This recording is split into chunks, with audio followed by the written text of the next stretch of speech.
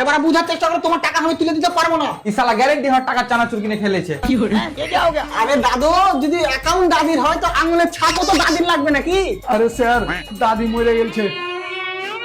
ও আমি তোর আগে বুনু বানা গেছে, তোর দাদির একটা আঙুল গলা কাটিয়েলে তুল বানা কিসে টাকা তুলবি? আরে স্যার দাদুর মাথা খারাপ হয়ে গেছে। আর ঘুষি খাবি না? আমি কি জানতে পারি দাদি মরলো কি করে? স্টক হয়ে মরেছে। তা বেরেন স্টক নাকি? না বেরেন স্টক দেখেন স্টক হয়েছিল। তুই বারা টাকাটা তুলে দিবি না কি বলছিস? আরে দাদু, এভাবে টাকা তোলা হবে না। দাদি যে মরেছে আর প্রমাণ নিয়ে এসো। লে এখন একার প্রমাণ কি করে পাবো? তোরা বারবার বুনু বারা একটা ভিডিও গলা করে রাখ। আরে দাদু, ভিডিও লাগবে না, দাদির ডেথ সার্টিফিকেট লাগবে। হ্যাঁ কিসের টিকিট? আরে বারা টিকিট ও ডেথ সার্টিফিকেট। ও আবার কে বানায় উপরওয়ালা নাকি?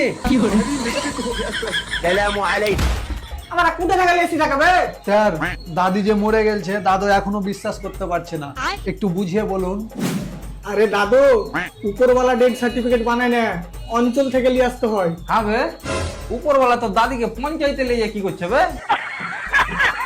আরে বড়, উপরওয়ালা নয়, পঞ্চায়েত থেকে পিয়ন দিবে ডেথ সার্টিফিকেট। লে মারা সবার রাস্তা উপরওয়ালা লেগে তোর দাদির রাস্তা বলে পিয়ন লেগে।